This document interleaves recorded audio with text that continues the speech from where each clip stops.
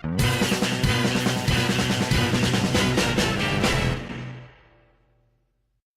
YouTube, this is J-Train bringing you a TF2 Scout melee commentary.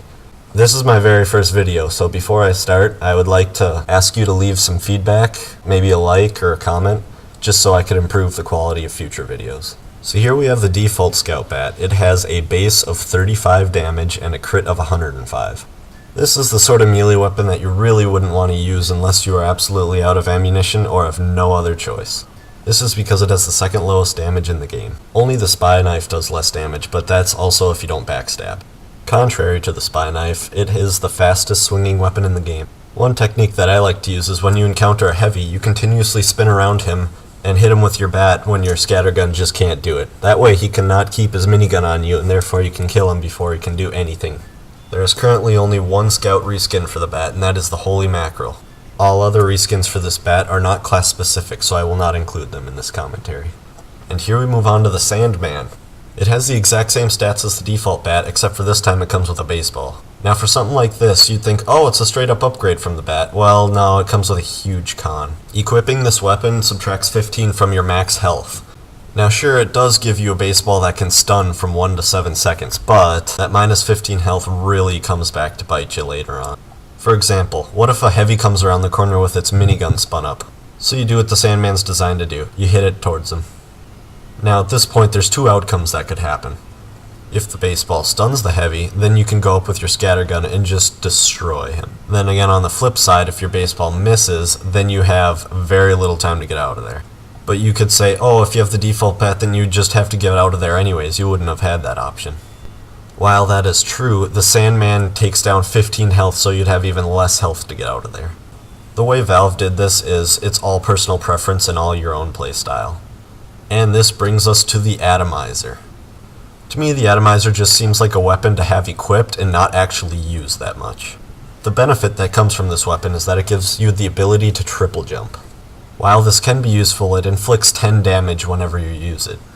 While something like this is good, they also have taken most of the melee component out of it. Compared to the normal bat, you swing 30% slower and you deal 20% less damage to enemies. This brings us to a base damage of 28 and a crit of 84.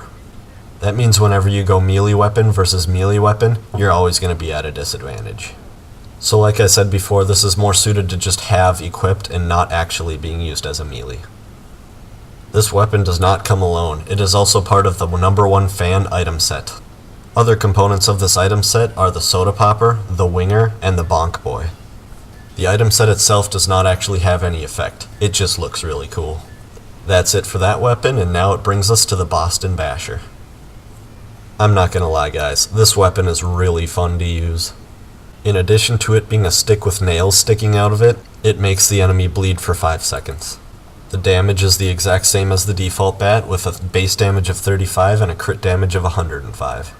In addition to the base 35, the bleeding does 8 damage per second. If they somehow survive for that entire bleeding period, or they don't pick up a medkit, it will do an overall of 40 damage. Now there also is a big con for this weapon. If, when you swing it and you don't hit an enemy, you damage yourself.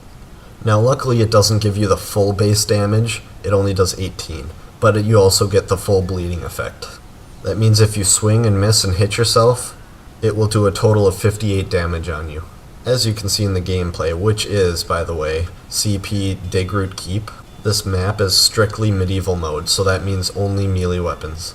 People really take the bleeding effect seriously. There is one reskin for this called the 3-Runed Blade. And that transitions us into the Sunstick.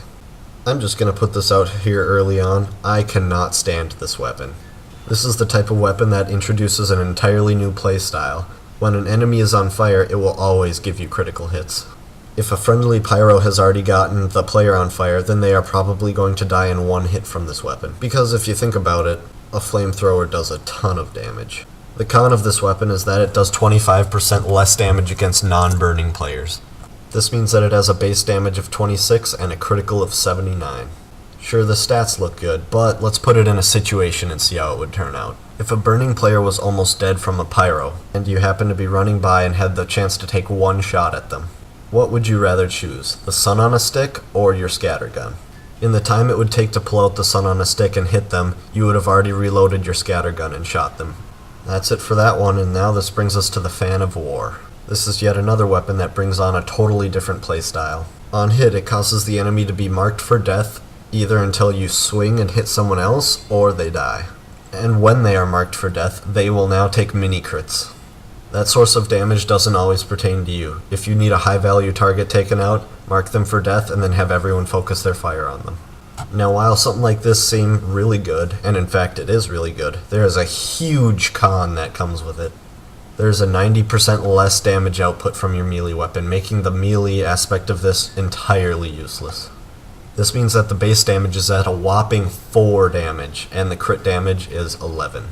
This is by far the #1 most used melee weapon for Scout in MVM matches. And this brings us to our next topic, the Rap Assassin. I have to admit, when this first came out, I played around with this so much, it was unbelievable. I did not use anything else. It is like the Sandman in the aspect that you can launch an ornament, which does bleed damage when it lands on someone. On hit, the ornament does 15 base damage with 8 seconds of bleed damage. This leads for the ornament to have a total of 55 damage. Now, unlike the Sandman, it has a negative 70% damage penalty.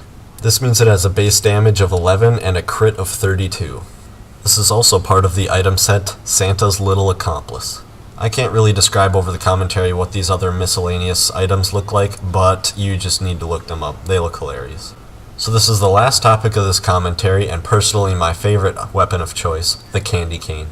This weapon has the same damage output as the default bat at 35 base damage and 105 crit.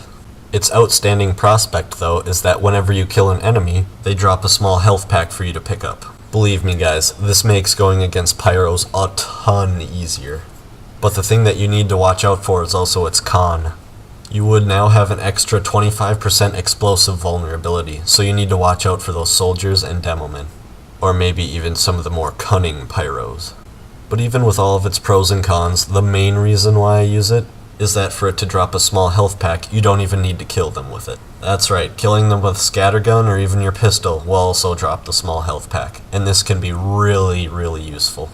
But don't take my word for it. Just try it out and then you can see that this is truly a great weapon. Just kidding, it's personal preference. And that's the video guys. Please leave constructive criticism and not just saying you suck. Please tell me why I suck.